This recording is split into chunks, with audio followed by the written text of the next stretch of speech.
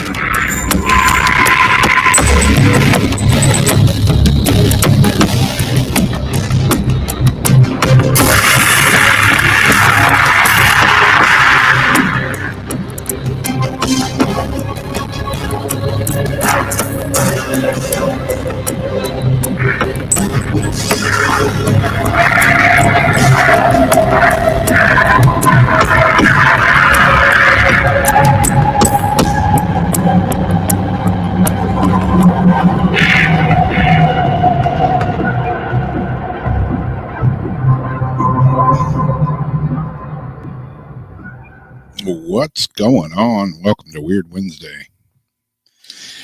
Everybody, what's happening, Jamie? Hello. I am just trying to get this shared out. Another day, another dollar, right? Always. Or something like that. Yeah. Something like that. That's how it goes. How's everybody in the chat room been doing this week?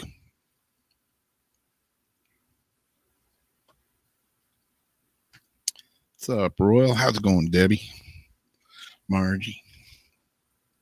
Janice? I'm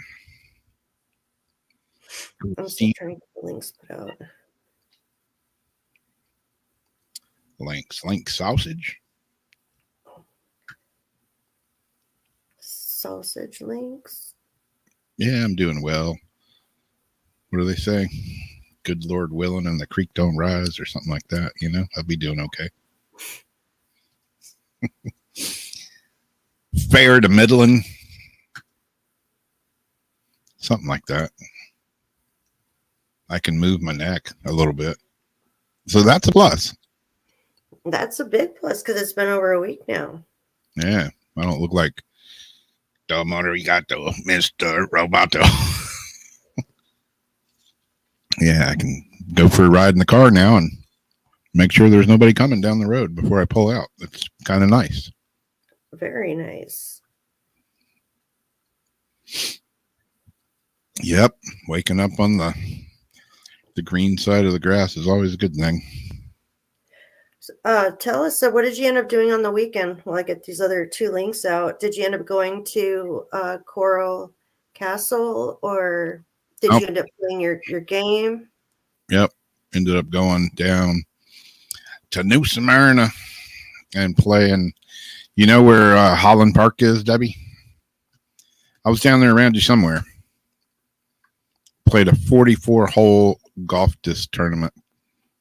And I tell you right now, I'd be lying if I said I wasn't tired by the time I got home. Holy shite. When I went to sleep, I think my soul left my body. Probably did. I think I died and then got put back in my body. I was so tired. Yeah. Oh my God. Man, I was delirious when I got home.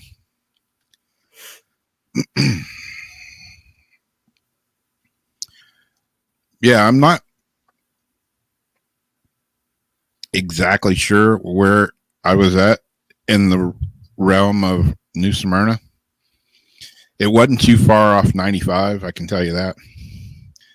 I put it in Waze and I left here at like 5:30 in the morning and drove a buddy of mine down there with me, and I just followed the map and got there and got out and was playing all freaking day and left about 5 and prayed to God I didn't fall asleep on the road on the way home. It was a stretch. 44 holes is the most I've ever played. But, you know, I didn't do that great in the event because I hadn't played in like 3 weeks because of my janky ass neck. But we were all standing around talking, and they were like, you know, well, how do you feel? You know, how do you feel you did? And I'm like, hey, I'm blessed just to be here playing. So that's a win for me. And to make all 44 holes, that's like a blessing right there. Yeah. Yeah, it was on the west side. It was not too far off 95. Real nice park though. There's like a bike trail that goes through it, and it's all wooded. Really super technical course to play. I hit my fair share of trees, and probably somebody else's fair share. Right. Yeah, I had a friend with me, and he had to get back, so he had to work the next day. Unfortunately, he called me and he was like, hey, it was, I don't know, he called me Wednesday or something. And he was like, hey, did you recover from that trip down there? And I was like, yeah. I said, I was, you know, I ain't gonna lie. If I said, you know, I wasn't tired, but I said, yeah, I went and played 9 holes the next day. And then the day yesterday, I went and played, I went and just to the athletic field and threw, I don't know, 55, 60 discs. He's like, dang, man. It's like, yeah, got to keep moving. Move it or lose it. I'm just trying to gear. Oh.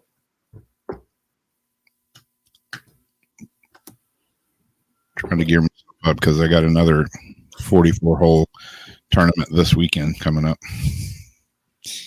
So I'm hoping I can go play that at Croak.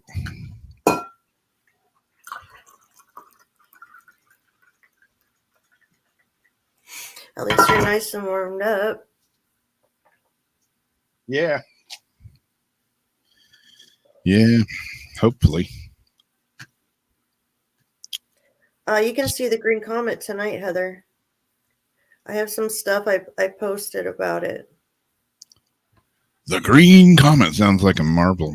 The head of the comet is supposed to be where you can see. It's not going to be completely green, but you can kind of see some green on the crown of it, and then, or the corona, whatever, and then the tail is.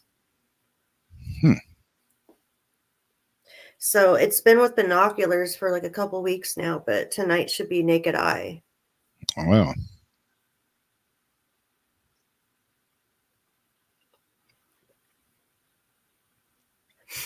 Did you want me to start, or did you want to start?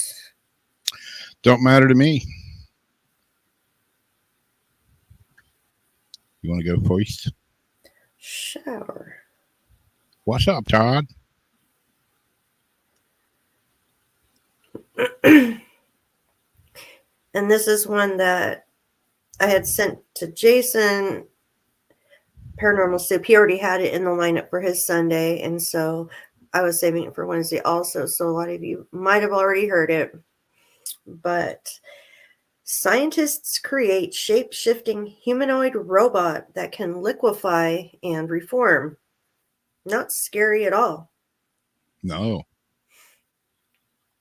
Scientists have made a breakthrough in robotics, a shape-shifting robot that can switch between liquid and metal states to navigate tricky environments without compromising on strength.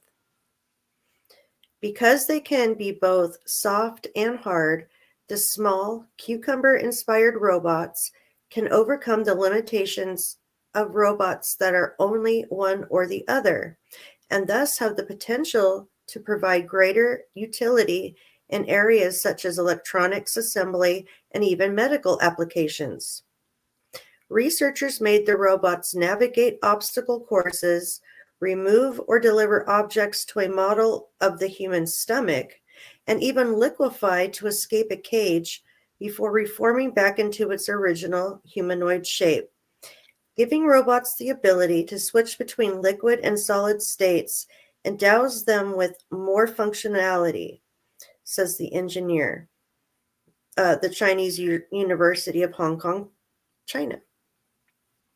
There are many potential uses for small robots that can get around places too small or convoluted for humans to manage with typical tools, from finicky repair work to targeted drug delivery.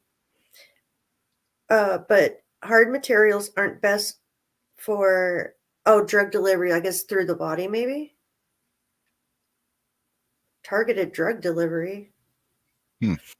But the hard materials aren't the best for navigating confined spaces or tight angles, while soft, more flexible robots tend to be weak and more difficult to control.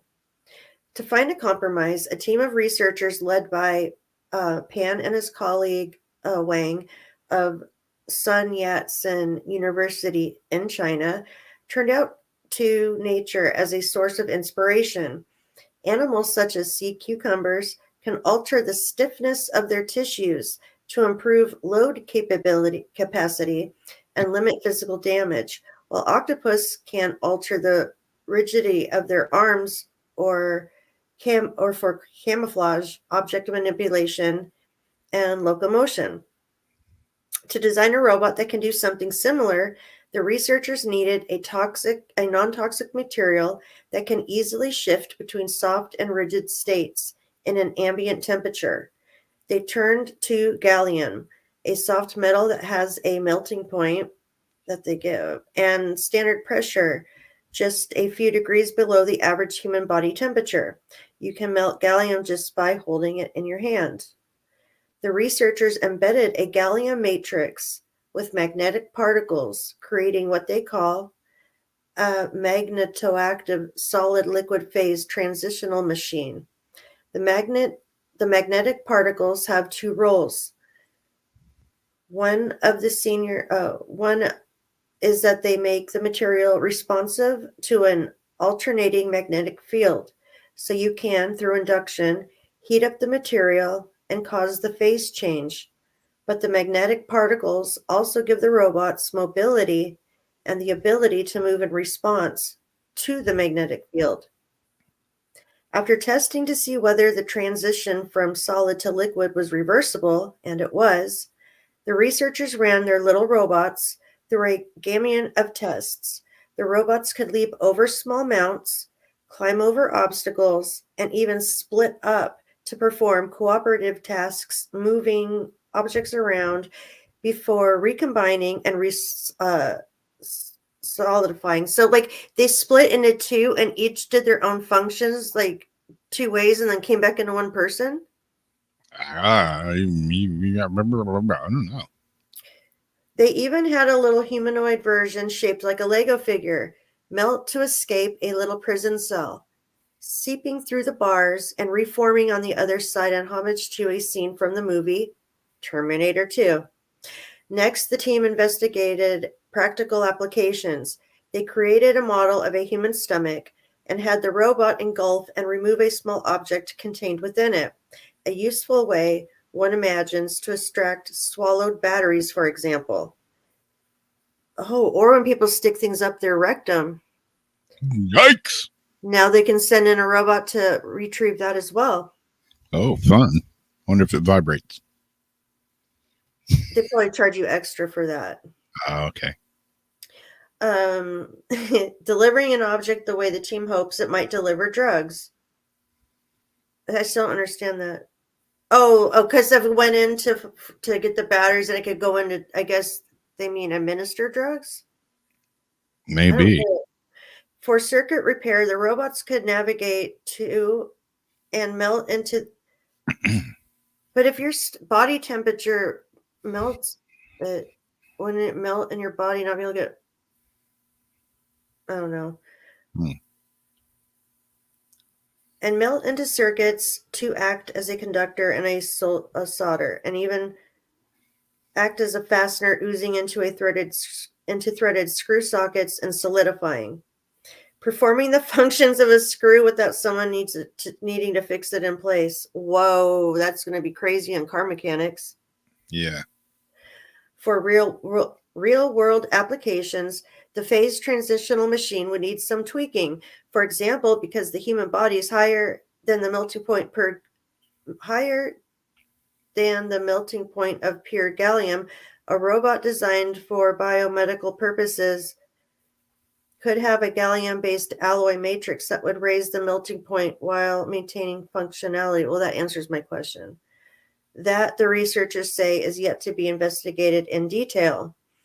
Future work should further explore how these robots could be used within a biomedical context. What we're showing are just one-off demonstrations, proofs of concept, but much more study will be required to delve into how this could actually be used for drug delivery or removing foreign objects. See, removing foreign objects. Yeah, the batteries. So, yeah. Creepy. Yeah. Kana, I'll be back. That's what it's going to lead to. Get out. Get out. Yeah. I don't know. Yeah, man. You never notice how movies, it's like a conspiracy theory, you know? It's like movies come out and then within a few years, those movies are like reality. You know, we always talk about, you know, it's like, it's not a blueprint. Maybe it is. I don't know. I think Hollywood knows something. Them as it. Yeah. Kind of freaky. All right. Let's see. How do I get rid of this now? This is a new thing. Format.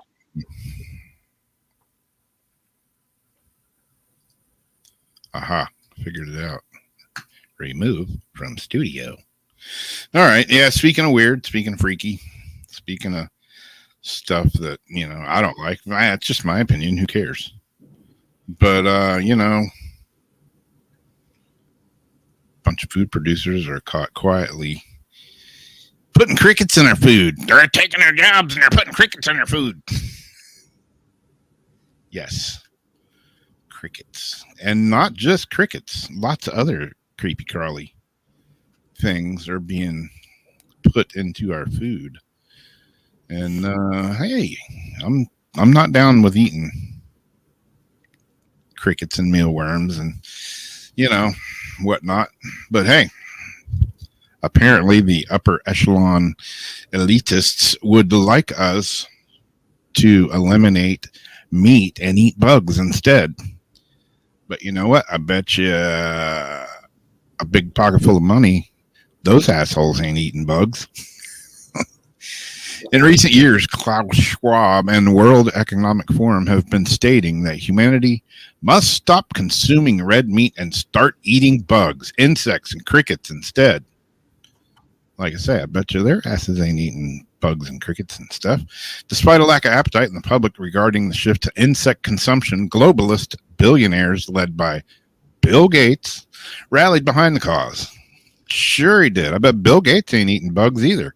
Investing in hundreds of millions of dollars in the fake meat and edible insect industries. Celebrities have been enlisted to support the shift to insect consumption. Robert Downey Jr.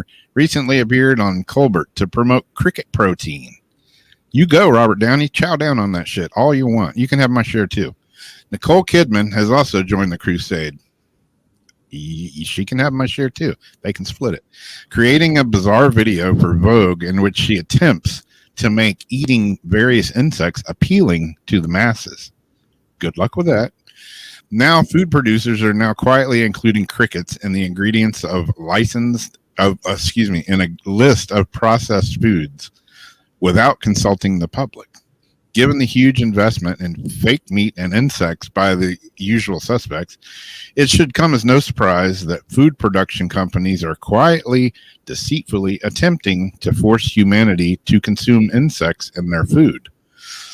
Now we have to use our magnifying glasses to read the fine print on the labels of our favorite snacks to know whether or not we are consuming bugs and crickets. Obviously, the best way to avoid this mess is to eat fresh food with few ingredients and only buy from small local companies you really trust. Big food companies have a history of hiding ingredients they know we don't want to consume in their products. In the past, it's been the presence of new versions of high fructose corn syrup, leading to obesity, heart disease, and countless other problems. This time it's crickets, a deeply questionable ingredient that could be causing all sorts of health problems. They tout that they're healthy. It's a good source of protein. You know, whatever. People in other countries, they've been eating bugs for years and years. But that don't mean I want to eat bugs. Well, in that Tucker segment, they talked about all the allergies and things that can happen to people. Yeah. Are you going to show that? I don't know if I can or not. I was thinking that. Yeah. Let's see. Where was that in the comments? I got lost in the comments. But yeah, you know, and like Jamie was saying, there was a Tucker. I posted it. It's on my profile if you guys want to look. Yeah, it's a Tucker Carlson thing, and he's talking about several different things, and he's mentioning the eggs, you know, the egg shortage that we're having. Everybody's kind of, you know, anybody that eats eggs has noticed how expensive eggs are. You know, they're like $8-9 a dozen in some places, which is ridiculous. Trying to say eggs cause blood clots. Yeah, trying to say eggs cause blood clots. They're bad for you. You shouldn't be eating them anyways. And the shortage is because of the avian flu. But at the same time, now we're getting eggs smuggled into the United States from like Mexico. Well, I guess the chickens in Mexico apparently don't catch the avian flu, right? Is that how it works? Apparently. Yeah. And, you know, if you watch that Tucker Carlson thing, he interviews a girl that is a chicken farmer, you know, and she's like, yeah, my chickens quit laying. Well, yeah, the eggs are all teeny tiny and weird. Or they just stop. Yeah, they just stop. And I've experienced that. A buddy of mine, he's got 26 chickens, you know, and I was getting eggs from him every week, and all of a sudden his chickens just quit laying.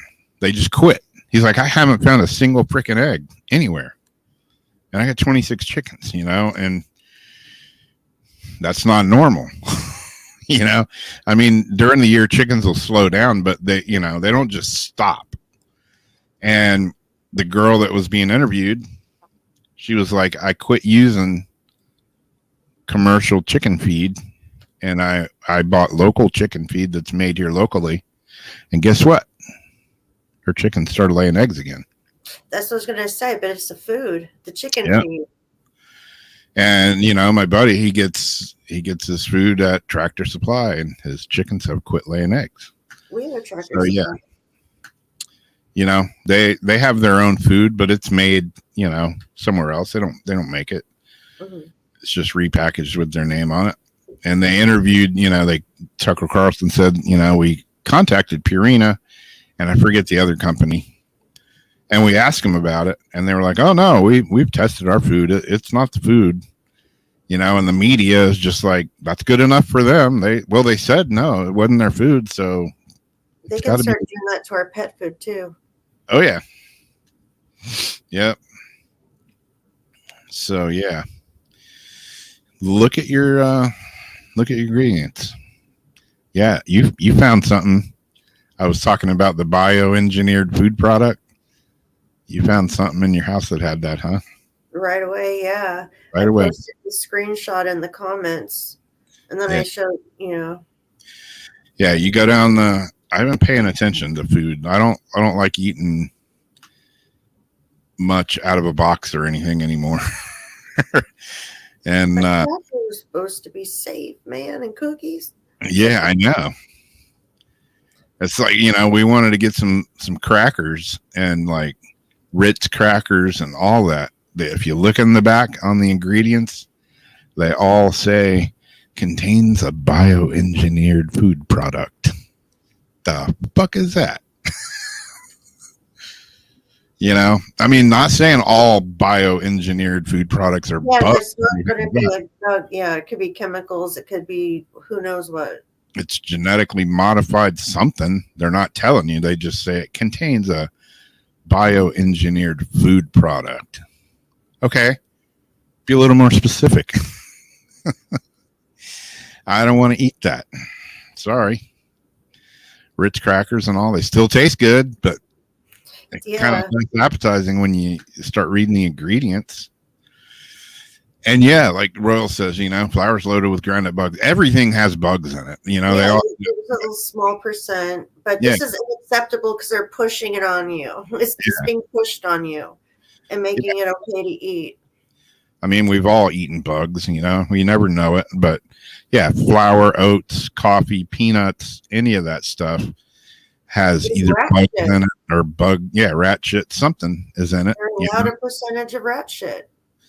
And, it ain't going to kill you. It may not make you feel the greatest after a certain amount of consumption. But, when they just cut to the chase and they're like, yeah, we're not going to allow a percentage. We're just going to give you the straight up, screw the flour. We're just going to grind up the bugs and make that into flour.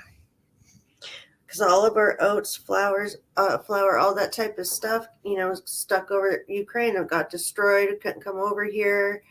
The World Food Organization, is running very, very, very low. So it's a matter of time before, we already ate last year's crops this summer. So there's like Bright Farms out here. They're like a sustainable garden that puts out some food. So there are some things trying to help, but it's not going to be enough, for especially letting like a whole shitload of people in more, like that's just going to deplete what we do have. Yeah. And so like the rice already is looking dingy. The Pillsbury was gritty. You could definitely tell something was off with it. My mom's donut was gritty. I think the flour, the texture, you'll be able to tell because it'll kind of have a grit to it. Yeah. Let's eat bugs. Meanwhile, it's illegal they don't want you fishing because they say there's mercury in rainbow trout. Now, yeah, there's high mercury levels in big halibut and flounder. That's why I take the little ones if I'm going to eat them. Depending how long they've been exposed to the mercury. And you can still eat so much, you just don't eat it all the time. And then the lake trouts and stuff, but no mercury. Yeah. And if there is, someone's contaminating the lakes, the streams. Yeah. I don't know, man. Don't want us drinking. I mean, they're saying like taking coffee. Oh, coffee's causing hypertension. No. Yep. But he who controls the food source controls the world. Yes. That's what's happening. Slowly but surely, and they're coming up with dumb shit excuses for it. But yeah, that's why, I hate Nestle because they're like trying to buy all the water up, all the water in the world. They want it. They want it all. They want to control it. I haven't heard that. Yeah.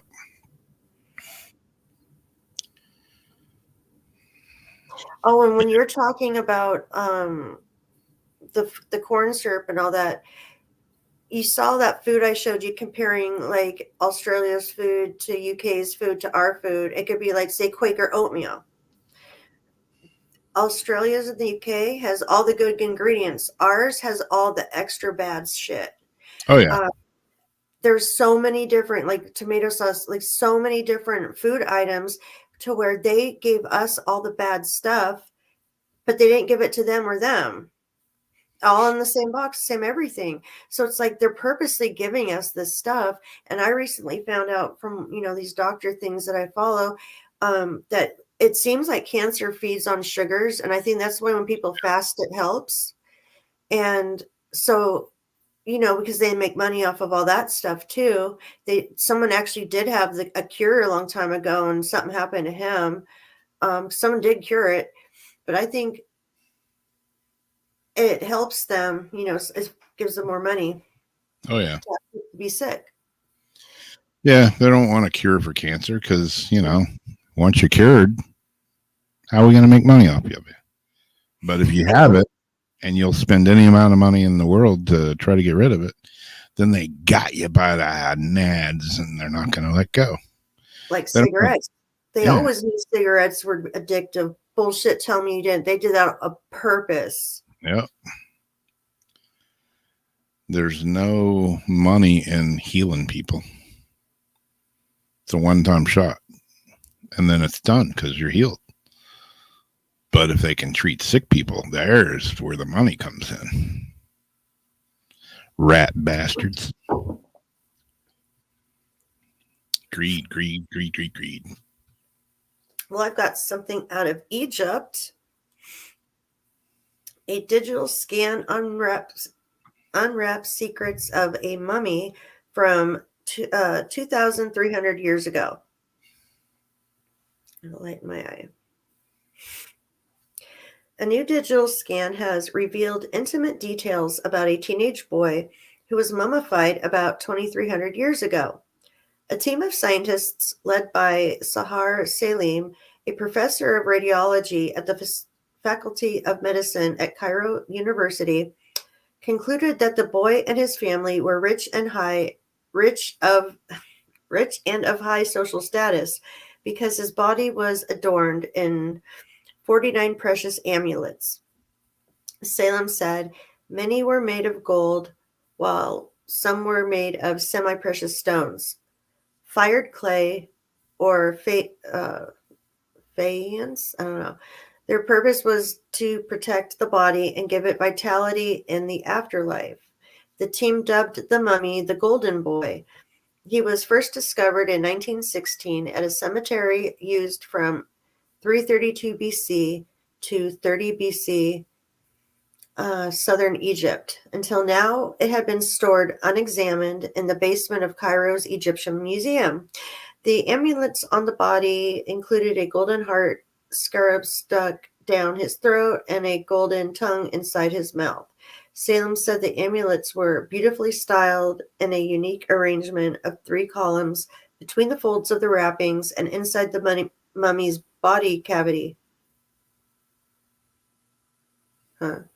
These include the eye of Horus, the scarab, the amulet of the horizon, the placenta, the knot of Isis, and others. Salomon and her team used CT scans to allow them to examine inside the mummies without unwrapping them. Mummy's body cavity. Ooh, sounds like a poop shoot or something. They put 3 columns. They put a column in the body cavity. Do you see it on the X-ray?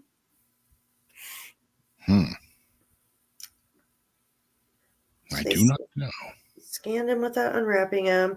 The study estimated that the boy was about 14 or 15 years old based on the degree of bone fusion in his skeleton and the absence of wisdom teeth in his mouth. Using recent advances in CT scans, the study also established that he was uncircumcised. According to experts, this is relatively rare in mummies and suggests the teenager may not have been Egyptian, which could have add to evidence that outsiders may also have been mummified. Commenting on the study, head of Egyptology at the American University in Cairo, said the lack of circumcision is interesting as it might tell us something about his ethnicity. Egyptians tended to be circumcised generally before the age of 13. Ikram, who was not involved in the study, added it might suggest that foreigners adopted Egyptian burial practices, and we know the Persians did. He could have come from any number of places. He could be Nubian, Greek, Persian, anywhere from Asia Minor where they weren't circumcised. What we can say is he probably wasn't Jewish. She pointed out that only the latest CT scans can pick up this level of detail on a mummified body, but she cautioned, I wouldn't hang all of this on one fragile foreskin. One of the amulets discovered in the study was in the shape of two fingers and placed next to the boy's penis. According to the British Museum, such amulets represent the hand of the embalmer. Salem's team said it was placed near the embalming incision in the belief that this would help the body heal in the afterlife. But Ikram is less certain of. He said two-fingered amulets appear in other parts of the body. We don't really know what it represents. You can interpret it as being the hands of the midwife when she uses two fingers to take mucus out of a child's mouth. Anyways, gross. According to Egyptians, when you die, you are reborn. She added, for Egyptians, the mummification process was a metamorphosis when you went from being a human to a divine being, and the flesh of the gods is gold. So this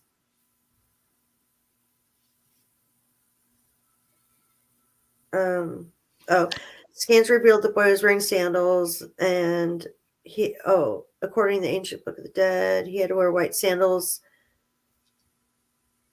Anyway, yeah. Very cool. Sounds like they stuffed him with all sorts of trinkets. Yeah, I'm still stuck on the orifice, like 3-pole tower. Like they stuck something in his ass. I guess A tower? Like why? They could hold him up like a puppet? Yeah. Yeah. Weird. I don't know why they would do that. Why would they do such a thing? I have questions that I don't know if I want to know the answers of. Yeah. Wow. Huh. Where am I gonna hide this gold amulet? Oh, let's stick it up the dead guy's butt. Here's a spot. Here's a spot that's not being used. Hurt. And then they can send a little robot to come in and fetch it back out. That's true.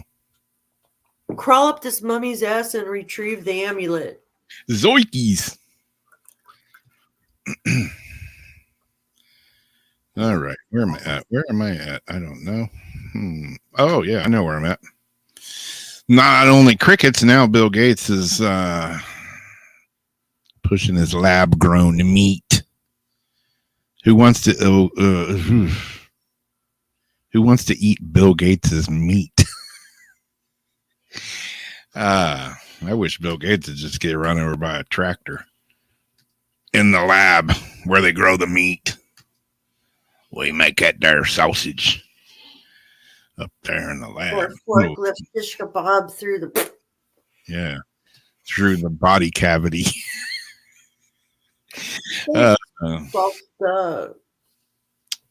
So, just like the crickets, I'm on the food thing this week, apparently.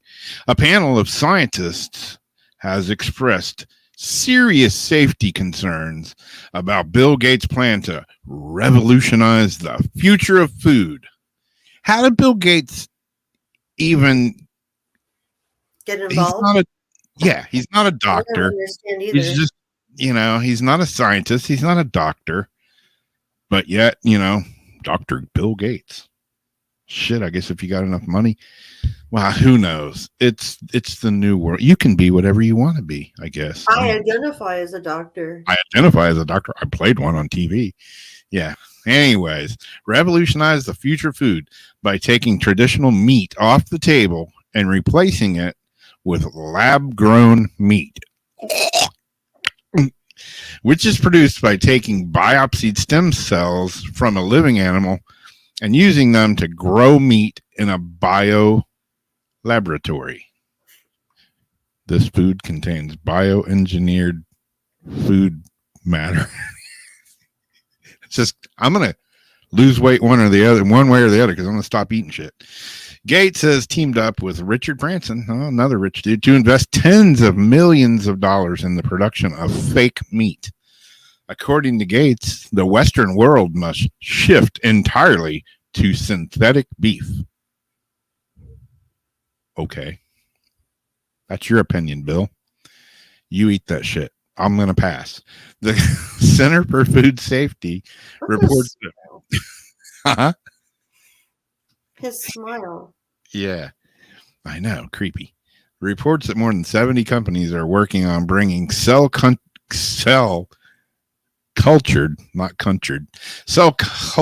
meat to the market. And Singapore has already started selling the Franken product.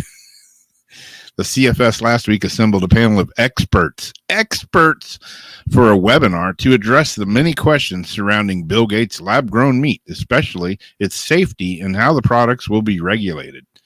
I'm sure he doesn't want it regulated. I'm sure he just wants you to take his word for it that it's safe and just shut up and eat it and pay for it. Panelist Michael Hansen, PhD, senior staff scientist with Consumer Reports, was the first of the scientists to raise a question of whether the lab-grown meat is actually safe for human consumption. Yeah, that would be important. Hansen explained that the plant-based meats, such as the Impossible Burger, use genetic engineering to create soy-like hemoglobin. But the inputs used in cell-cultured lab meat are actually recombinants, manipulated DNA segments, which he said is more complicated and disconcerting. According to Hansen, the piece of flesh biopsied from the animal is an undifferentiated stem cell. The product, oh God, I'm losing my place here because it's making me nauseous. The products use bioengineered proteins. Remember what's on the labels of your crackers and stuff, in a nutrient solution to induce the cells to differentiate into muscle for meat. This is done in a bioreactor vat, similar to those used to make beer. The Defender reports, while scientific papers have covered topics related to cell-cultured meat, Hansen said none has actually analyzed the nutritional characteristics of the finished product. And academics have not received samples. This implies problems behind the scenes. You think? Hansen said, he also added, I doubt this technology is actually going to work right. Oh, man. It goes on. It talks about now they're wanting to do cell-cultured seafood, which, the concept of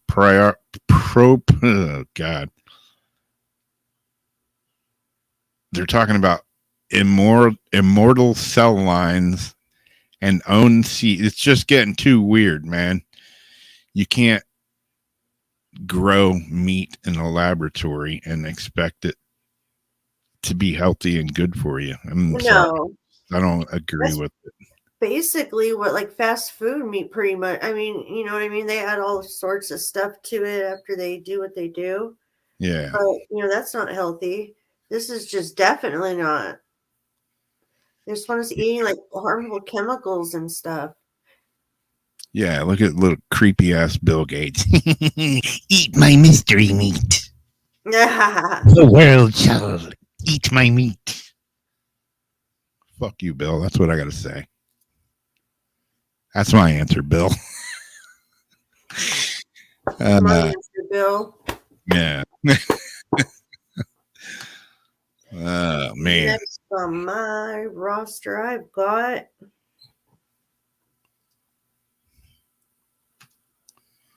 creepy ass Bill Gates. He is a demon. Mhm. Bill Gates of hell. I had to throw a funny one in. A funny Babe kind of. got back. Hmm? I like big butts, and I can't. I like big butts that came out live. A model who claims to hide booze in her 55-inch bum. She considers making it a service. Is it in her bum, or is it just in the crack of her bum? Let's see. A curvy plus-size model has asked her fans if they would like her to serve them bottles of booze she's hidden in her 55-inch bum after going viral from the admission. Steph Oshry, and then give her TikTok handle, regularly posts online about having a huge backside, including making a video revealing how she would sneak bottles of booze into concerts by hiding them in her big bum. What's her name on TikTok? I'll send it to you. Okay. The 28-year-old OnlyFans model from Ontario, Canada, was seen flaunting her curvaceous. It's in the article. It's in the article I sent you. Oh. Yeah, you just click the link because it'll take you right there. Was seen flaunting her curvaceous figure in a bright yellow dress, showing off her huge bum to the camera. In the clip, which has gained more than 14,900 likes, she explained, "One thing I used to do when I was younger was hidden full."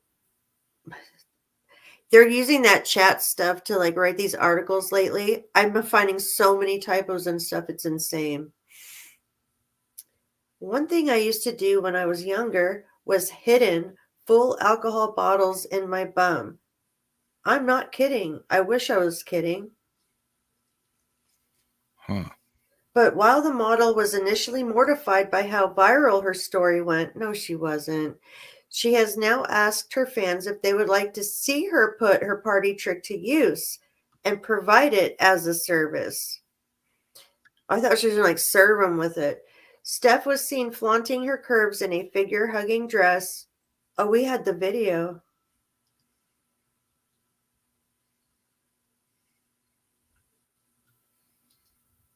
With low-cut detail on the bust as she responded to a comment that dubbed it bottle cervix.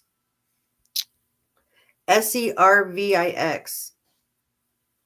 In a follow-up video, which gained more than 1,100 likes, she asked her followers, "First off, thank you, because you gave me an amazing idea for a skit also.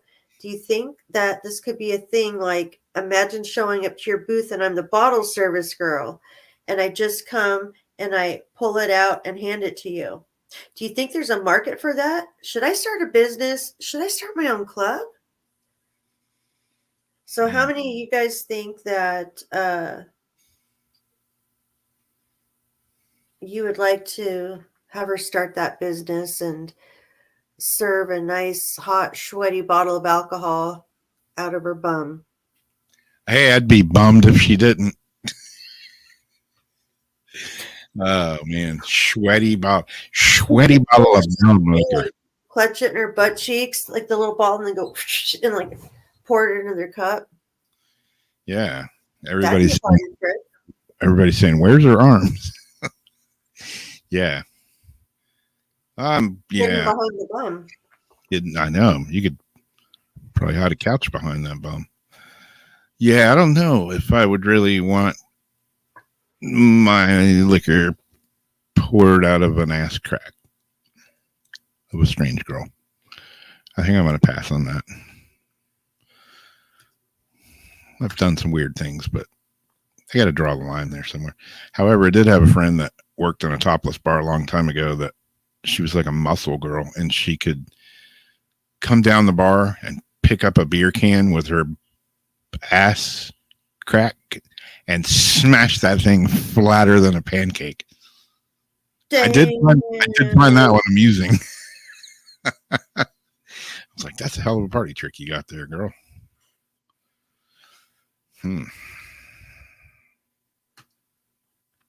But never seen a girl hide a complete bottle of liquor in her butt crack before. I'm just hoping it's in her butt crack and not somewhere else. Again, the robot can help. The robot could help. Yeah, we should get her on the show. Her and her butt. Bum. Excuse me, her bum. Wowzers.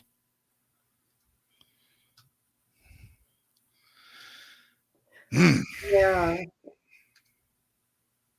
So what? So basically, people are then paying to watch her stick the mini bottles, right? Well, I don't know. I mean, if she's got a 55-inch bum. So she just like hides it in her butt cheeks, and that's what they do. Like they're paying to watch her just like stick a small bottle. I think it's got to be a whole bottle because a butt that big, a 55-inch butt could easily take like a liter. Yeah, a miniature would just disappear. You'd have to like get a hard hat and go in there and look for it. But yeah, full bottle. Maybe not like a Cheetos bottle, but those flat, like the flask type bottles. Yeah. Strange. Wow, man. No, I wouldn't pay for the party trick. Yeah. Hey, I don't have a thing about bugs or meat this time, but I do have this thing about an android that recently passed Earth. Anthony says, Steve's leaving out the best part. Exactly. We're talking about I like big butts. Article 3, the space rock. Sounds like a band. Space rock passed by at a distance of 2,200 miles, a fraction of the distance of which some satellites orbit the Earth. When it comes to the disaster scenarios, rented lips, I cannot talk. There are none quite as terrifying as the prospect of a gigantic asteroid hurtling into the Earth, causing untold devastation and wiping out human civilization. Hey, that's one way to go. Just boom, lights out. There isn't a scenario limited to the movies either. It has happened multiple times throughout Earth's history, resulting in major extinction events, such as the one that killed the dinosaurs, so they say. As things stand, it's not a question of if it will happen again, but when will it happen again. Fortunately, though, the asteroid which hurtled towards Earth last week was most assuredly not one of these extinction level threats. In addition to being the only the size of an elephant, it passed us at a distance of 2,200 miles. More worrying, however, was the fact that the particular asteroid had only been detected relatively recently. God almighty, this one's hard to read. Meaning that if it had been a threat, it would have been too late to do anything about it. That's when one of those, put your head between your knees and kiss your ass goodbye type of things, I guess. It also passes very closely. The fact that it was the fourth closest asteroid flyby ever recorded. This means that the threat posed by asteroids is still very real. Even a moderately sized asteroid could cause a lot of damage if it happened to hit us. Detecting such objects, they are still far out in space. Therefore, remains a critically important endeavor. God, I'm glad I'm done with that. That was like some tongue-twisting verbal vomit going on there. But yeah, so I wonder how far the green comet is passing us by, if we're able to see it. Well, yeah, we're supposed to be tonight through the 4th, being able to see with our naked eye. Naked.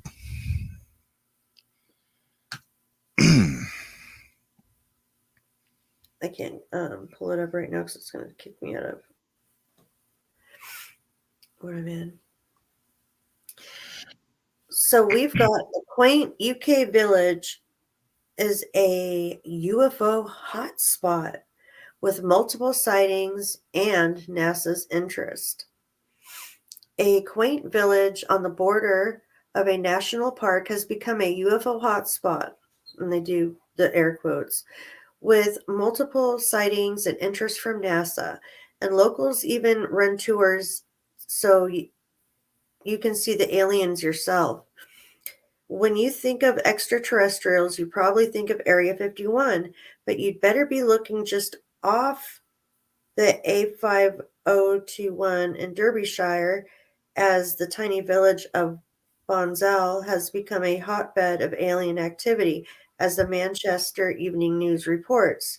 There have been so many sightings that NASA scientists have reportedly expressed an interest in the area and contacted one woman about video footage she had captured of an alien craft in her back garden. Oh, my ad just kicked out.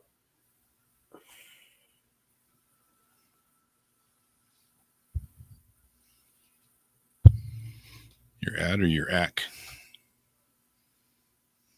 Alien. Her back garden.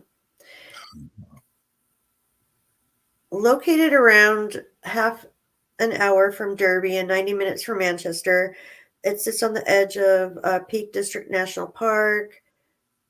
There's neighboring towns are rock climbing. Locals, hikers go out there. They have homely pubs and cute tea rooms. They do a bustling trade in UFOs tours due to the countless sightings made by many residents. In 2001, housewife Sharon Rowlands reportedly sold footage she had captured of a flying saucer for £20,000 to a Hollywood producer. It is even said NASA officials asked to examine the tape as they believed it showed a similar type of craft once spotted by the space agency's cameras during the STS-75 Columbia Space Shuttle mission in early 1996. On top of Ms. Rowland's footage in the early 2000s, 19 sightings of UFOs were reported. One woman seeing a ball of fire in the skies, another two big bright lights, and a man out walking his dog witnessed a pink glow vertically shaped like a shoebox. Meanwhile, a former CIA agent has shared a shocking deathbed confession saying that Area 51 is real and that he went there and saw real-life aliens.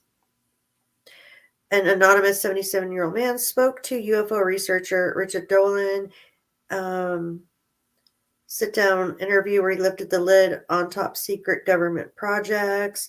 He made claims about the infamous Area 51 and said he'd seen UFOs in the flesh and confirmed the existence of extraterrestrials.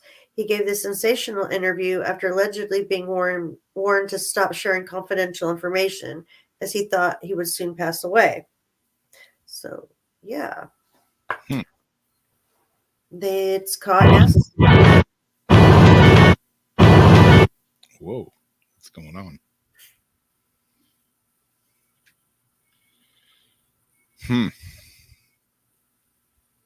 I don't know. I think we're going to see our fair share of aliens in the next year or two.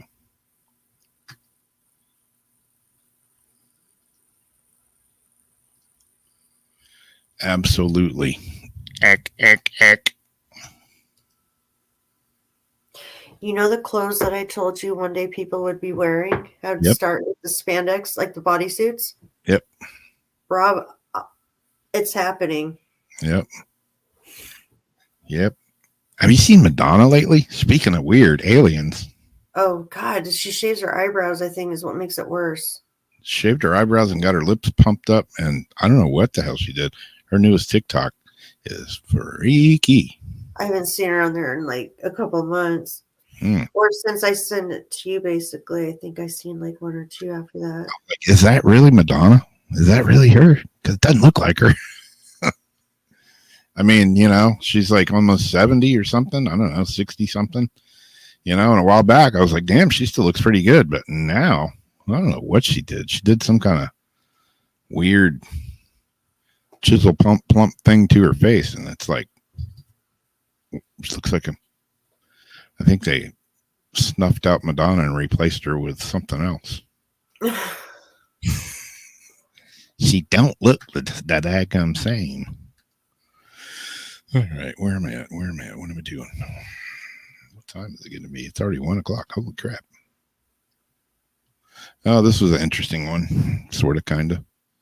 Present. It's already presented, Rob. It's already up there. Why am I trying to put it up there when it's already up there? So this one says, a bizarre murder case out of Germany concerns a woman who sought out and murdered someone who looked just like her doppelganger. When a 23-year-old woman was found brutally murdered in Bavaria, Germany, back in August of 2022, police investigators moved quickly to determine who was responsible for the crime. Questions were very quickly raised. However, when an autopsy report cast doubt on the claim that the deceased was Sheraban K, a 23-year-old beautician, as claimed by the alleged victim's family. It wasn't long before the dead woman was identified as beauty blogger, good God, what is this name? Khadija, from Helbron. God, man, another one. Another 23-year-old who happened to look almost exactly like Sheraban K. The police soon realized that this likeness was the key to the whole case. It turned out that Sheraban K, who had wanted to fake her own death, had decided to track down a doppelganger of herself on Instagram and murder them so that her family would believe that it was her who had died. What happens when they check the fingerprints and stuff? Yeah, she didn't think this one out very good. According to prosecutors, she had contacted several lookalikes in an attempt to arrange a meeting, but despite making them various promises, she was unable to get any of them to meet her. Come on, just meet me for coffee so I can kill you. Yeah. When Khadija, I'm just going to go with that. When Khadija O eventually agreed to meet up, Khadija sounds like a good name, right? Yeah. Shabaran K, along with a second individual, picked her up from her apartment, drove her out to some remote woodland, and then stabbed her to death. Oh. Great meeting you. Wow. The crime weapon has not been found, but the evidence is overwhelming. Police spokesman Andreas Ackel told us the victim was killed with over 50 thrusts of a knife. Jeez. That's rage. Yeah. That's not just killing someone. That's straight rage. You don't get a case like this every day, especially with such a spectacular twist. So she wanted to make her family think she had died, so she found a person that looked like her and killed her. But like Jamie said, what about the fingerprints? What about dental records? What about DNA? What about everything else that would prove that, no, that's not really her? She didn't. People don't think, criminals these days just don't think things out, do they? Apparently not. What's the matter with you, boy? You just stupid? Oh, my God. I'm delirious, I think. Yeah.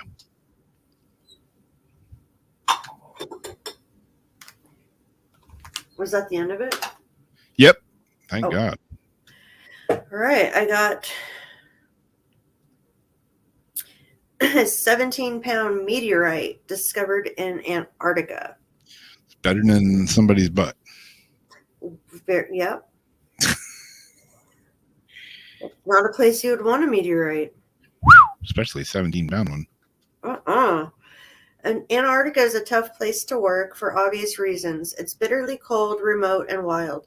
However, it's one of the best places in the world to hunt for meteorites.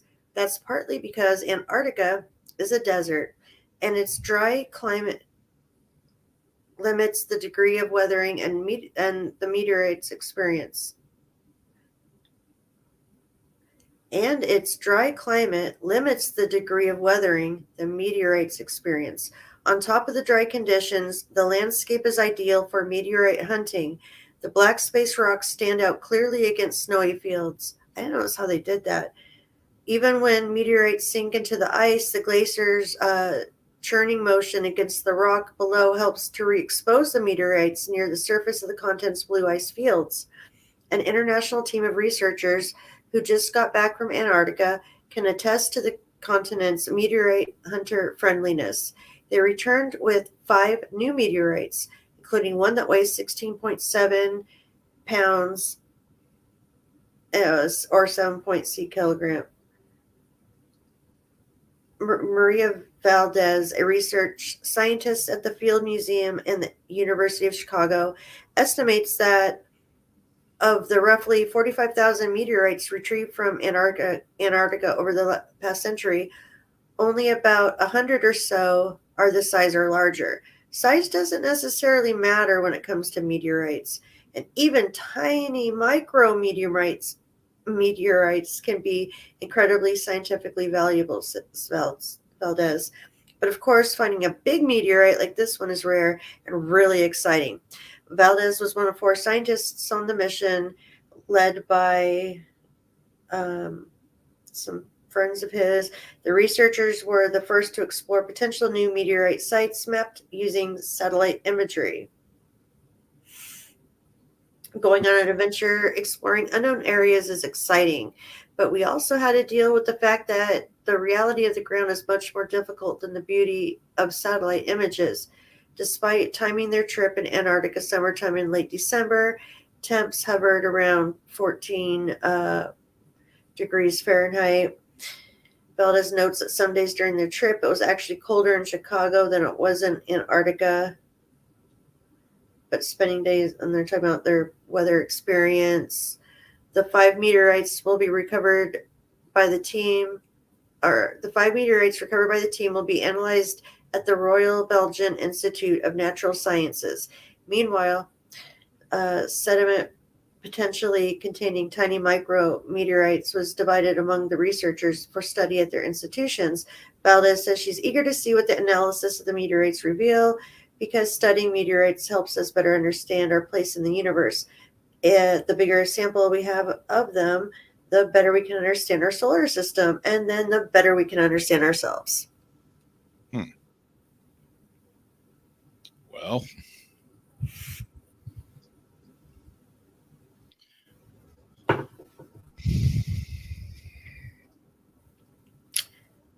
I still have this one rock that I don't know what it was. The metal detector actually, I just dropped it. The metal detector picked it up, and then when it went through the tumbler,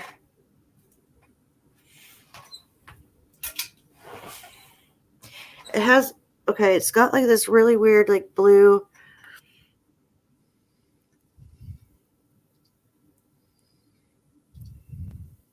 in it. Yeah. And it's like super, super shiny. Huh. It's a little bit porous. Yeah. Or not really porous, but it has been sanded. But yeah, it shows up on the metal detector. And I always thought it was cool. I didn't know maybe if it could be part of something like that or what that was. Yeah. It's kind of a coppery color.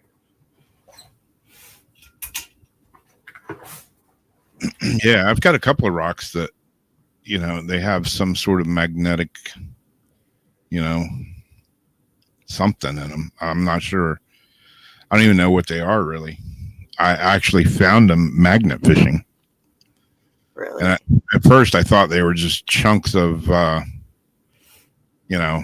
just like a chunk of iron or something, rusted, whatever, big bolt or something. But they're actually, it's like I cleaned them up and they're actually some sort of rock that I don't know if it's got iron in it or what.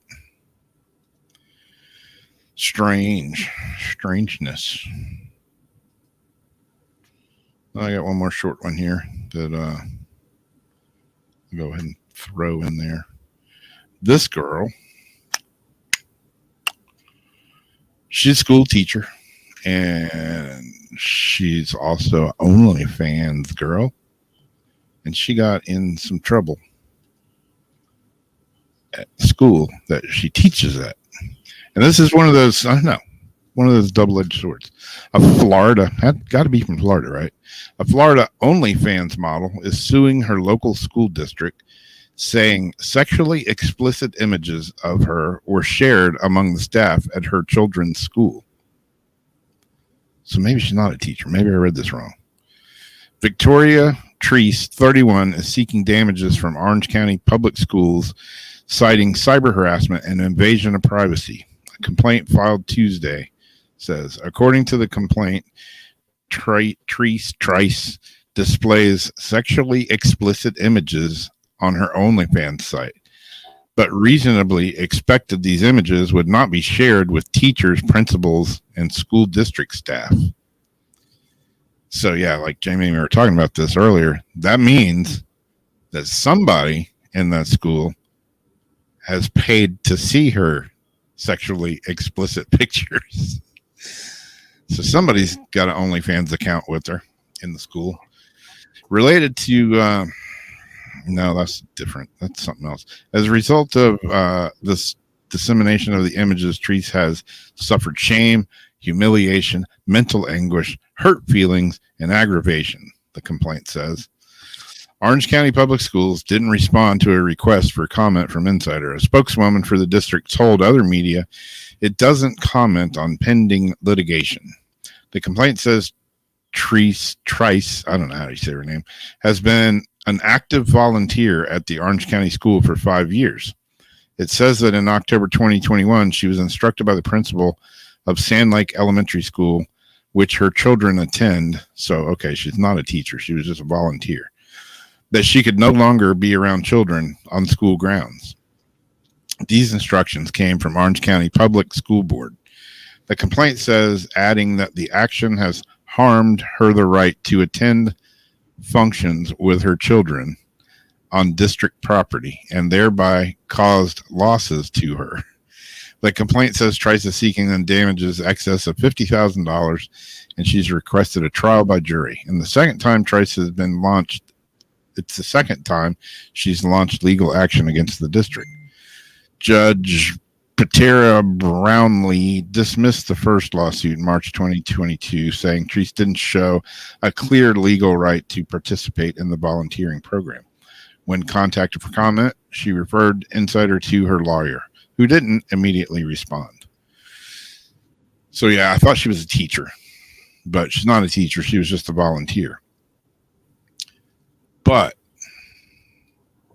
I don't know. What do you guys think? What do you think, Jamie? I mean, I like I was saying earlier. No, it's not hematite. I think that's her personal life, and I don't think it's fair that they came at her the way that they did, and pretty much slant. How they did it isn't right, especially because it is a paid thing. So right there, what they did was against his accounts. He shouldn't be able to keep his account now because he violated the rules. And we're in a hookup age right now where they're having, people just sex, the shaking of the butt, just like the bees. It's just like, the peacocking. It's like peacocking in a way, but for girls, shake their ass, shake their butt, get it, tell someone that they're single, this and that, willing. Kids are seeing this stuff. They're copying this stuff. It's really messed up, but they're allowing it. Down to having drag queens doing story time with them, teaching them about gender issues as children. The curriculums are like really, really bad, this and that, and exposing to them to the things that they are exposing them to, that they are. I mean, they're grooming our children. So for something like that, where this woman is not doing it with kids, doesn't have kids, subscribe to her. She's doing this on the side, and anybody can argue how, which I think teachers get too much money for some of these schools, but people want to support teachers, let them live in their backyards, this and that. Well, she's having to support herself. And I was a teacher. I had very, very good intent for my children. I stayed longer than I needed to at some places to make sure they were safe when I found out that the rest of the teachers did something really bad that they got turned in for. And I know I protect my students. Now, if I had to do something like that for any reason, that wouldn't change my integrity with the kids personally. I would keep it separate. I would not talk about it. A lot of teachers are talking about things like that in their classes. That's not something I would do. So, Yeah. I mean, I think it was a rotten thing for whoever to do the way they did it. Yeah. I mean, it's not like, that's OnlyFans is a paid site. You don't just go on there for free and see pictures of girls, guys, whatever, but you got to pay for it. You got to have a subscription, so it's not like kids are going to get on there because you got to have a credit card to do it, so if she's at school volunteering and helping out in programs and, just being, totally cool. Yeah. It's pretty lame that they, did that to her. Somebody at the school, probably one of the male teachers, has an OnlyFans account and found her on there and then went and had to show it to everybody. So at the same time, she's suing, because she's embarrassed and this and that and this and that. Hey, if you're gonna, it's just like doing YouTube or, shows like this or anything, especially if you're doing, naked porn, whatever you want to call it, on OnlyFans, get over being embarrassed, Yeah, people showed your pictures around, but it's okay if they pay you. But if they didn't pay it, you're embarrassed if they didn't pay. Screw that. I'd say, hey, I look good. People pay me to see me look good. I mean, I wouldn't be embarrassed about it. I mean, if you're gonna go that route, got to have a bit of a tough skin. Yeah. Don't get all butthurt if somebody shares your picture around. I mean, you could be butthurt that they didn't pay for it and they're sharing it around, but. I don't think we're gonna have time. Yeah, it's getting close. Like fast. I'm sitting here rambling. Should we do the videos? Sure. I don't know. What do you want to do?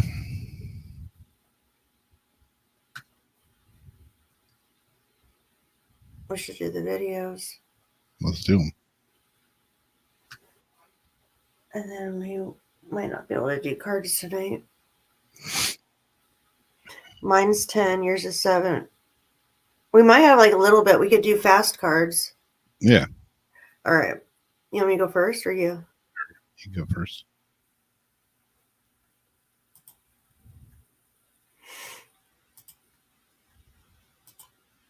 We're doing our OnlyFans videos, right? Yeah. Okay, cool.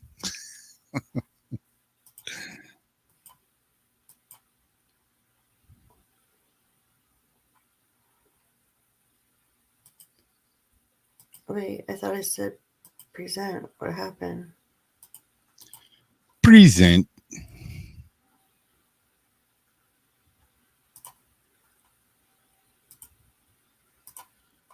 She worked like a charm earlier. I know. Oh, I was on the wrong click.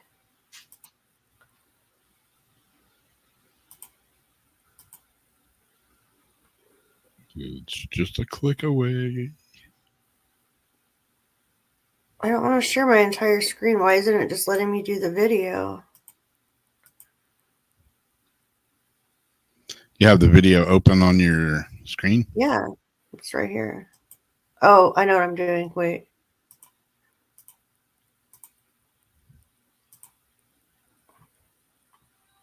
It's not a tab. Oh, here we go.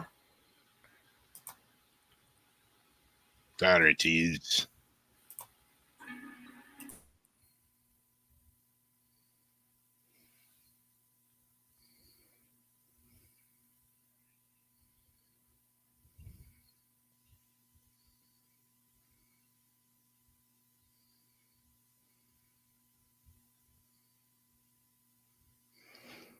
I don't hear you.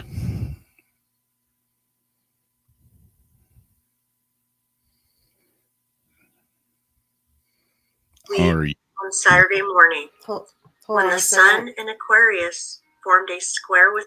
After I did that, I accidentally hit the thing in the corner. Ah.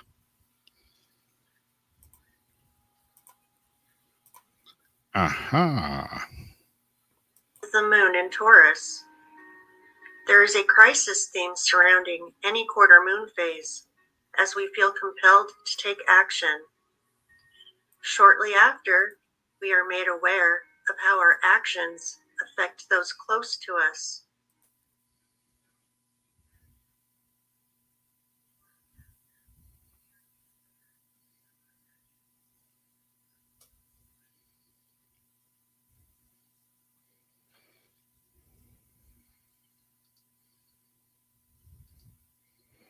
Can't hear it if it's muted, I don't think.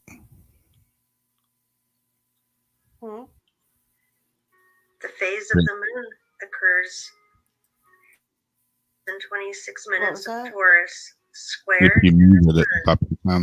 at the same degree of Aquarius. So you didn't hear it? Affecting people born with personal planets and I do now. The moon is waxing this week, which is generally considered favorable for new beginnings, but with exceptions. According to principles of timing, with the moon, there are no clear windows of opportunity this week. The sun is in Aquarius from January 20th through February 18th.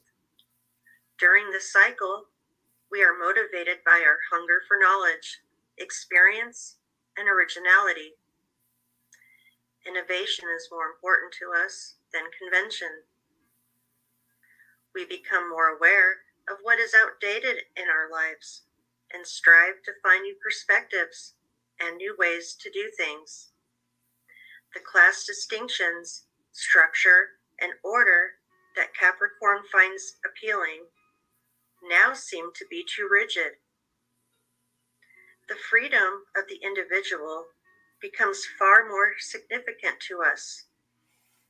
We strive to free ourselves from some of the restrictions, inhibitions, and limitations that now feel constraining rather than safe.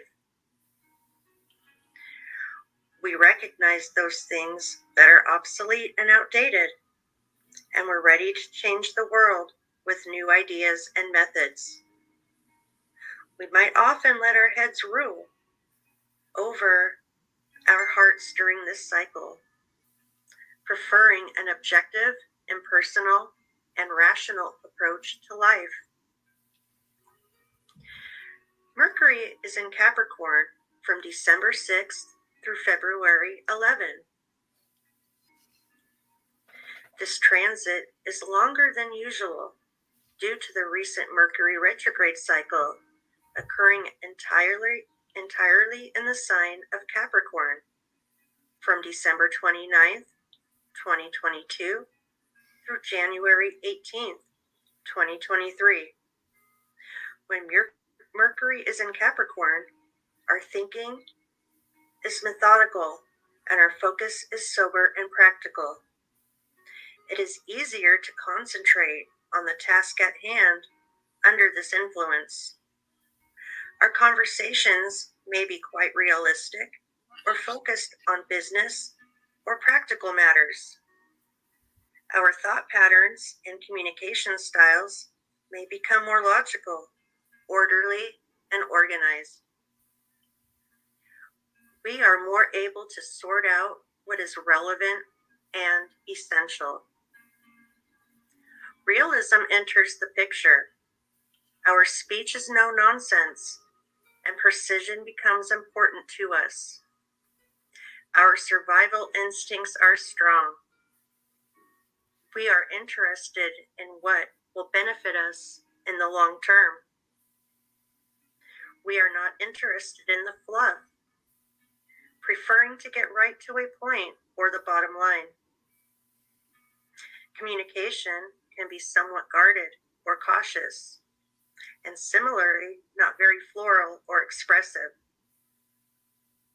We gravitate to concrete subjects and information that's logical, useful, and well organized. We may prefer a methodical approach to studying. Our fantasies may be well considered and possible, with realistic overtones. We need to be wary of becoming too rigid in our thinking. We may come across as cold or harsh.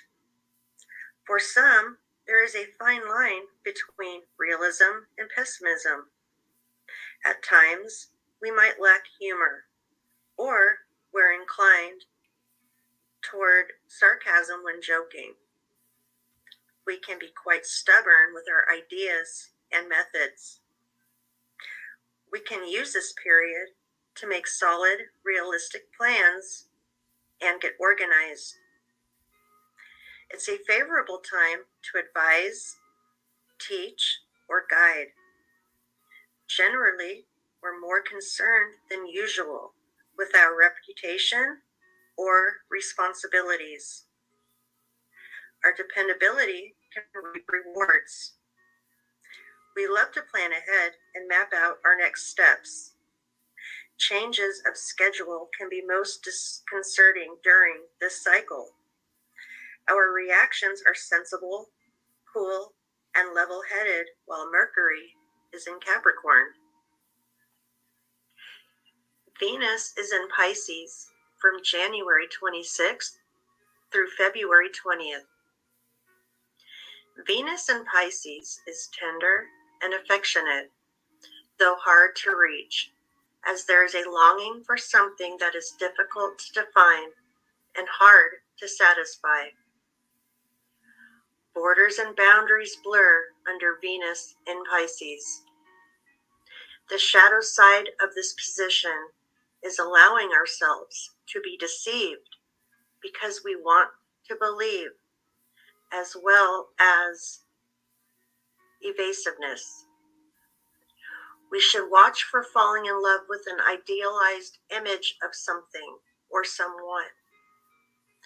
It's also important to watch for avoidant or indirect behavior. Venus is exiled in Pisces and does well in the sign. It's devoted, compassionate, exceptionally giving, and capable of sacrifice. We might refer heavily on our intuition with our finances and love life during this cycle. We gravitate to and appreciate unusual, tossed aside, poetic, artistic objects, situations, and people. We seek activities that move, inspire, or touch us. Money may slip through our fingers, or we could turn a blind eye to some of the practical elements of our lives now. However, finances improve if we connect with our otherworldly talents, imagination, desire to heal and serve, or sense of mission. This transit is not particularly strong for resolve or determination, but it's good for adaptability and increased understanding or acceptance. Mars is in Gemini from August 20th, So I want to make sure we get the other one. 2022 through March 25th. But I will post it.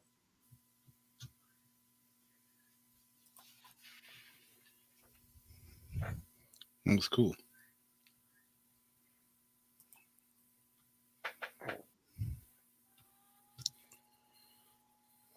I want to make sure that we can get everything in. Here is the Crystal of the Week video. I had you leave that as a surprise for me too.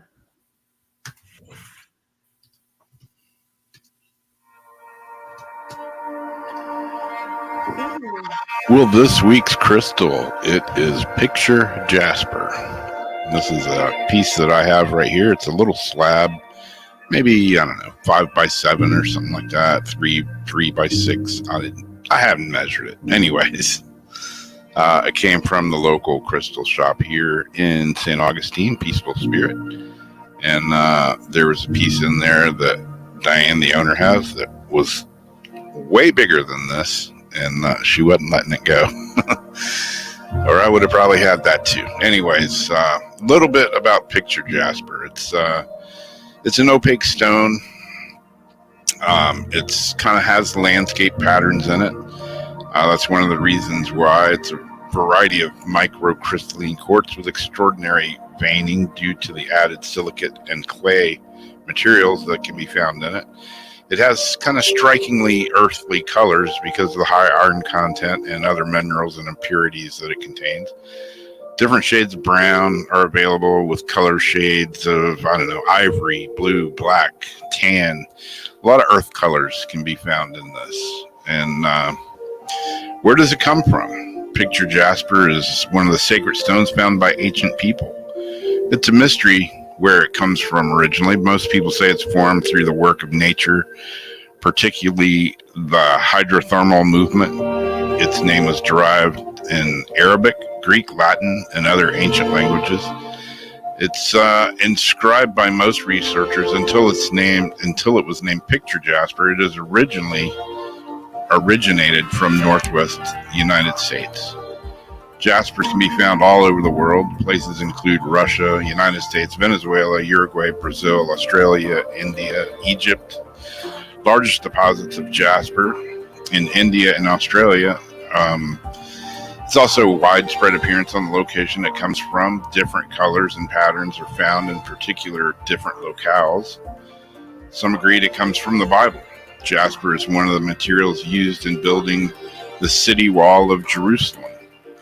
It serves as a foundation that makes up the wall more sturdy than ever.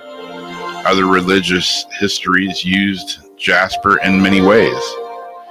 Some of the metaphysical healing properties of jasper are in accordance to its colors. Red jasper has more of a powerful healing energy than blue jasper.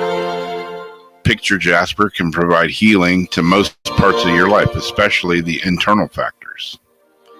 Some physical healing energy of jasper, picture jasper, it can benefit your immune system. It eliminates terrible toxins from the body. The kidneys and the stomach are fortified and can work well to balance the body's mineral content.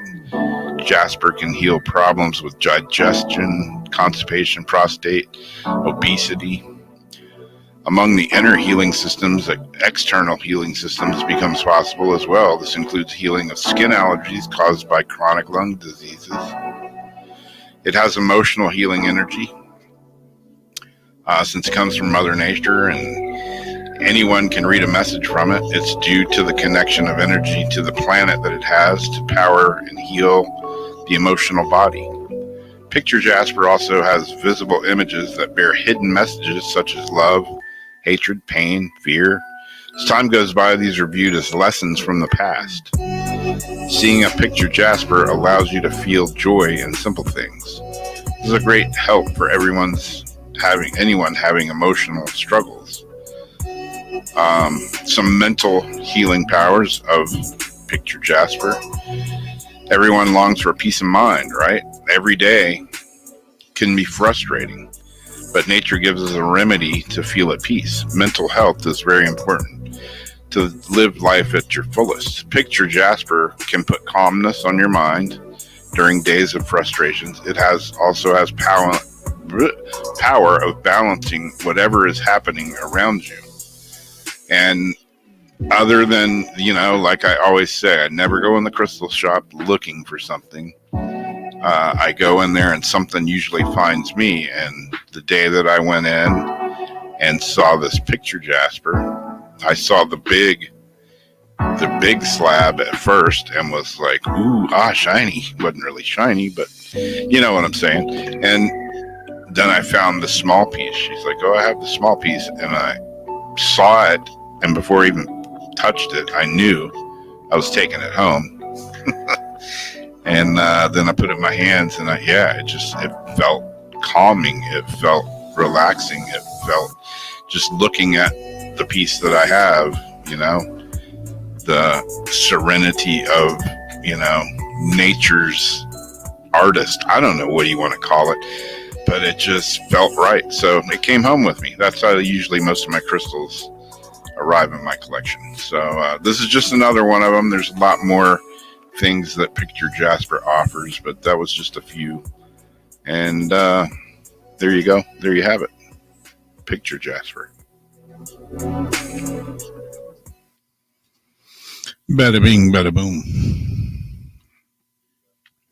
But yeah, the day I walked into the store there, it was like, ooh, I saw the big piece first, and it was like a painting, but it was like nature's painting on this big slab, probably 2 feet long, a good probably inch and a half thick, 18 inches tall. And I was like, wow, you don't want to let that go, D? And she's like, nope, that's going home to my house. But I do have this one. What's that? Just so what? She's like, nope, but I do have this one, which was the smaller one. And I saw it and I was like, yeah, I want it. And then I picked it up and I just got that feeling of calmness. I don't know. Weird. It's weird how, some people just like say, oh, it's just a rock, man. You can't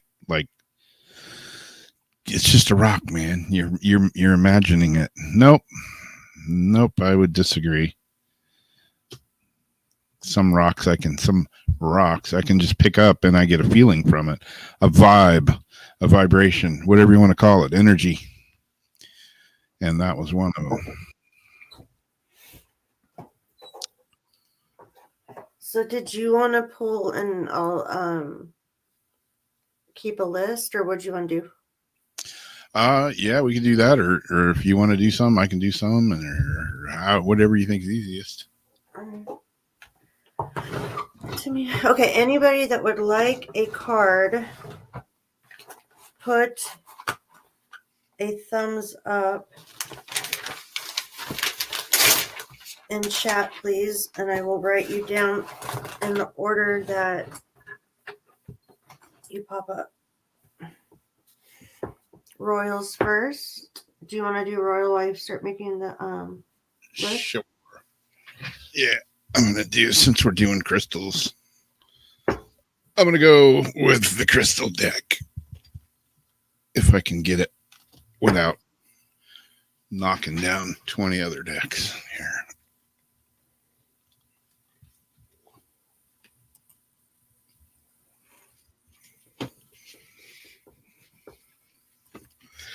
All right, success has been achieved.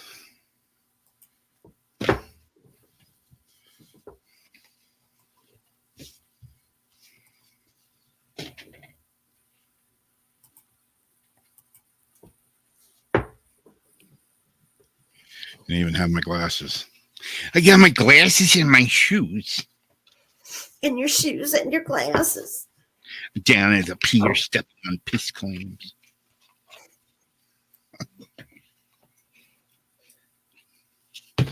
All right.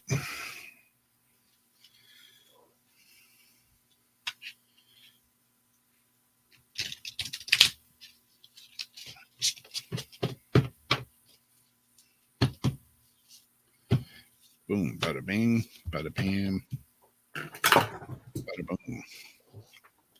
Be funny if I pulled out Picture Jasper out of this deck. I don't even know if there's Picture Jasper in this deck. Let's find out. That'd be a trip. Yeah, it would. Boom, boom. The card is, what is the card? I don't know. Can't see it. It is, well, it's kind of weird. It's not Picture Jasper. Holy shit, it's Polychrome Jasper. It's real similar to Picture Jasper. Wow. Oh, wow. You know what? I just posted some pictures on Facebook for that. And I swear, one of the pictures I just pulled up looks almost, let me see it again.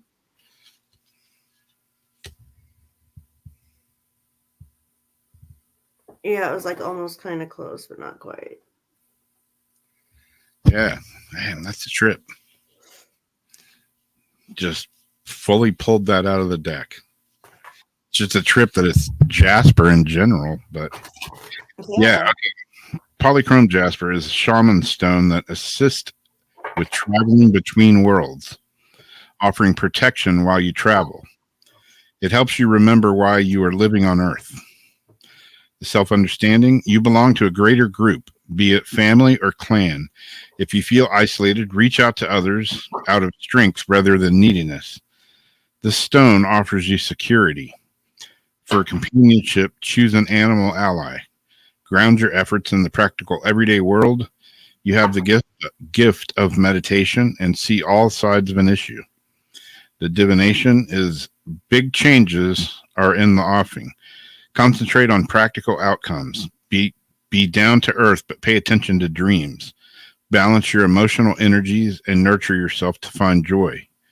Find your power ally and stay under its protection and guidance.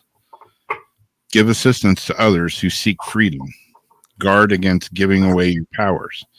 The healing insight is dis-ease arises out of ancestral distress carried in DNA.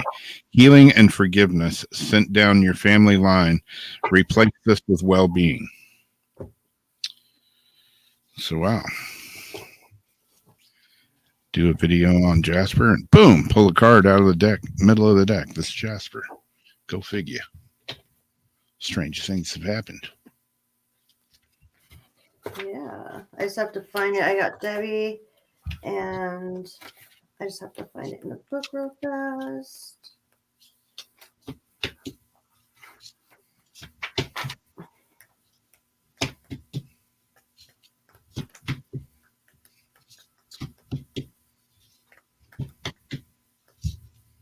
Okay. After you will have turquoise. All right, Debbie, you got, and I'm pulling from this Psychic Tarot Oracle deck. And I pulled for you the Sacrifice card.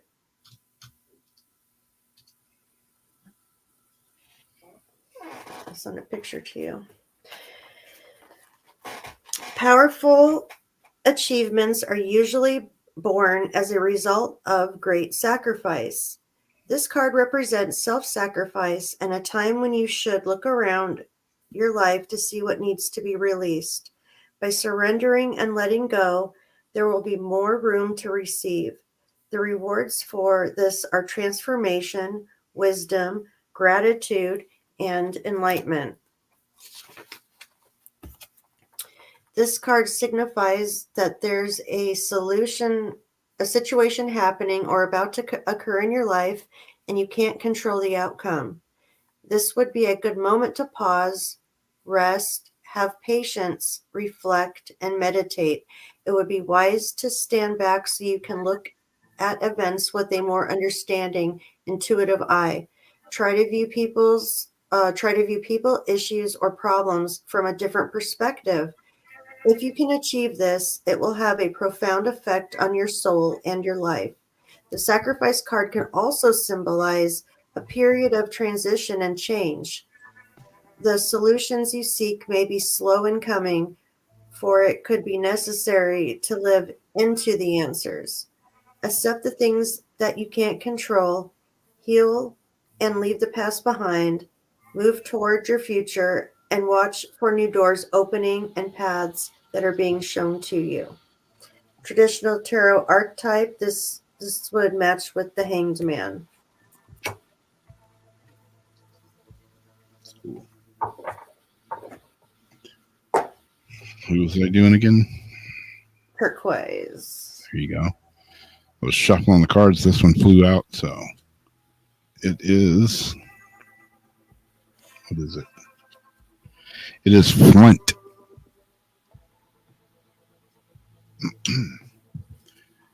And what it says about ye old Flint. Flint is portal power. Flint stabilizes energy and cuts through to the core of issues, clearing blockages and loosening ties. It opens portals to other worlds and hidden aspects of yourself. The self-understanding of Flint. You are a person who is profound. You are a person with profound inner depths. Do not be afraid to explore this hidden side. It contains treasure beyond knowing, together with additional karma and repressed emotions affecting well-being. Flint connects you to your ancestors. A natural traveler, you know how to negotiate the shamanic underworld to obtain healing insights. Divination of the stone. Strengthen your boundaries. Cut through confusion to the core of the matter. Soul retrieval is necessary if you left any part of yourself in another life or an abusive childhood experience. An unwelcome visitor from the past can be left behind, but recognize the lessons before you move on. The healing insight, paying attention to energetic boundaries and core strength, cutting detrimental ties and strengthening your connection to the planet maintains well-being.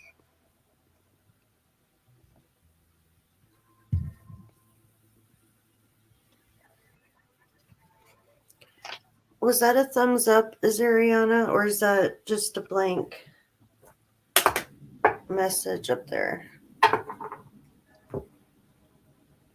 And then you're going to have, I'm doing Christine's, and then you will have Janice.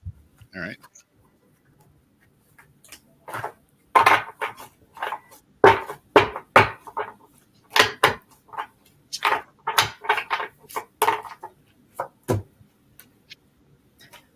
Ooh, the power card.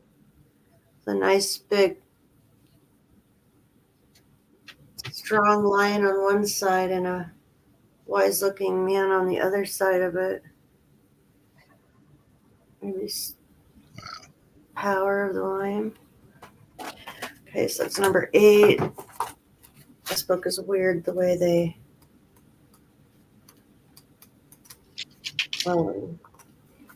do this. There's like 8 number 8s in here. Here we go. As a spiritual being, you have this unlimited power at your command. This card represents inner strength, willpower, courage, compassion, generosity, and love. At any moment, these beautiful qualities can assist you in coping with an adverse condition in front of you or the many surrounding in your life. Set aside the necessary time to resolve such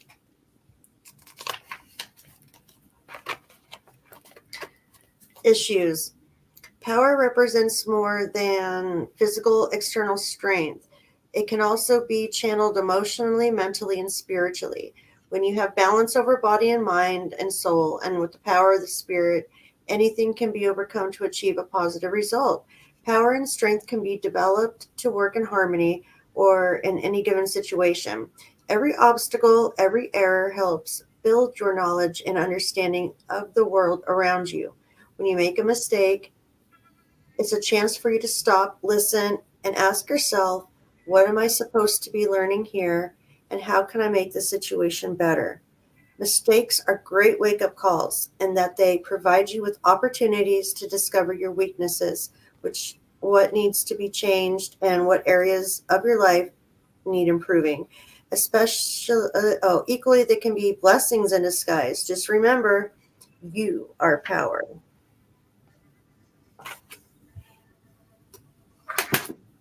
That's Christine's. We've got Miss Janice. All right, another flyout card when I was shuffling. Haven't looked at it yet, but it is. What is it? I don't know. Can't read it in the camera. Another Jasper, Kambaba Jasper. Weird how, all the Jaspers coming out of the deck tonight. Must have heard me talking about Jasper and was like, hey, we'll come to the front. You want Jasper? I'll give you some Jasper.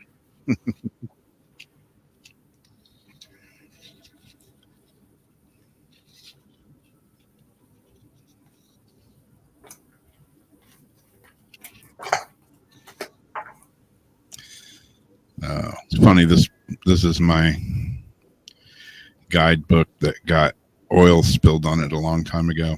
So some pages are a little harder to read than others. Kambaba Jasper attunes your personal biorhythms to the natural cycles of the planet. The crystal also facilitates deep clearing of your karmic body and ancestral line. Self-understanding. When you live in your head rather than the physical world, your cellular structure becomes unstable and your metabolism is thrown off balance. You may not be assimilating oxygen or nutrients such as minerals and vitamins. Remember, the ideas are nutrients too. Remember that ideas are nutrients too. Okay, I get it. Disruption of your autonomic nervous and immune systems may be caused by ancient traumas or family dramas. Divination. Getting in touch with ancestors and understanding the process of creation helps you recognize the value of recycling the past to create a more potent future. Check out what is passed down the ancestral line and utilize homeopathic healing and mesons for such as tuberculosis. Healing insight. By changing how you view things, you dramatically improve your well-being. And that was Kambaba Jasper, which is pretty cool. I don't have a piece of this. I've got Tommy, and then you've got Margie.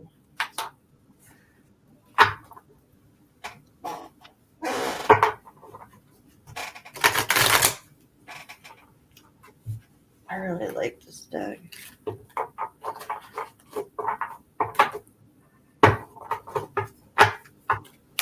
Oh, that's came up.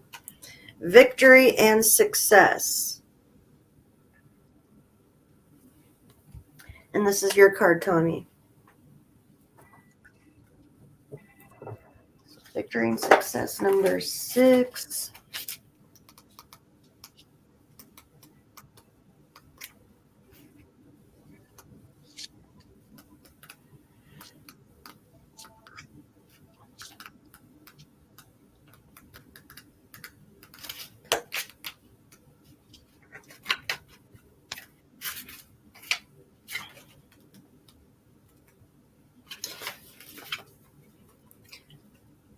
Good news is on the way. The qualities of this positive card are completion, victory, and success that often follow a difficult period. Many people around you are very proud to see how you triumphantly came through it. They respect you and may even attempt to follow your example. You've worked hard and devoted much effort to get to this point in your life where you've become wiser and have grown in so many ways. Always remember to stop and pat yourself on the back because you deserve it. This card also reminds you to stay grounded, remember where you came from, and keep your ego in check. Don't lose who you really are. This victory can be used as a teaching tool for the future. Realize that if you came through this challenging time, you can achieve anything.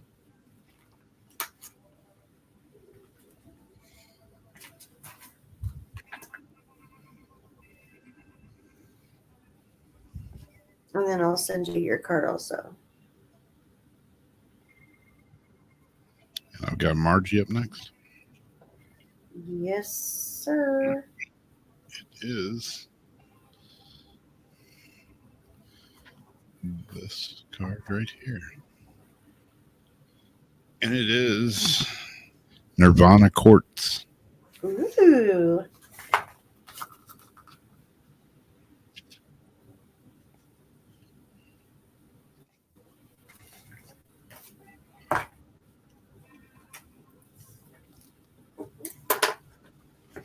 Nirvana Quartz is enlightenment.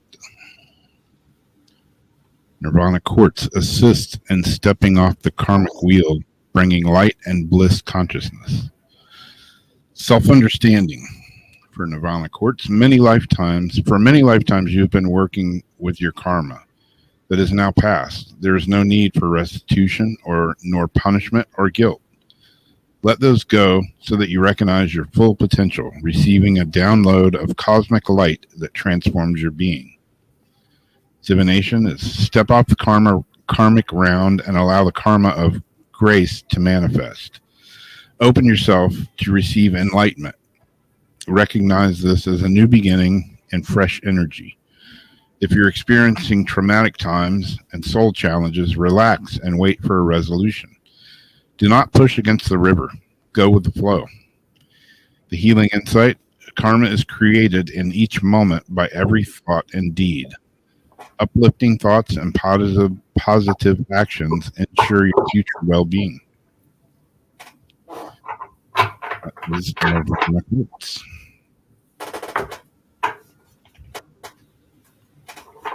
What was that? I don't think I have Nirvana Quartz here yet. And for Miss Azariana, you've got the Crown Chakra card.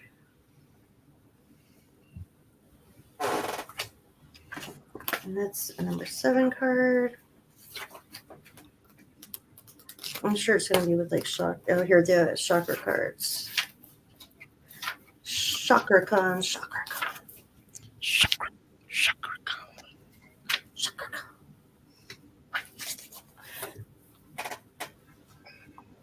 Key facts. Colors violet. The sound is none or om can be used. Element thought. Gland penal. Keywords I want. Oh, I know. The crown chakra is located at the top of the head and has been called the 1,000-petaled lotus, or the receiver of light. This chakra is the center of your link with the universe, the infinite, and your higher consciousness. It is the connection between wisdom and spiritual insight. The crown center is the area where ethereal light and energy are received and then dispersed throughout your aura for total well-being. To balance the chakra, I find that meditation, breathwork, yoga, spiritual healing, acupuncture, and color therapy work best. When properly aligned, your crown chakra will expand to a point where it's possible to access and tap into the deepest sources of wisdom.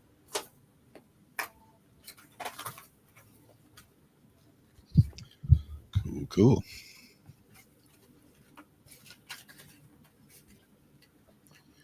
Is that everybody? That's everybody. Groovy. Well, as always, thanks for hanging out with us again here on another weird, wacky, wonderful Wednesday evening.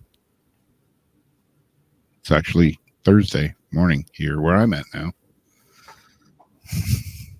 I'll send you your card once we log off. Azariana. Cool.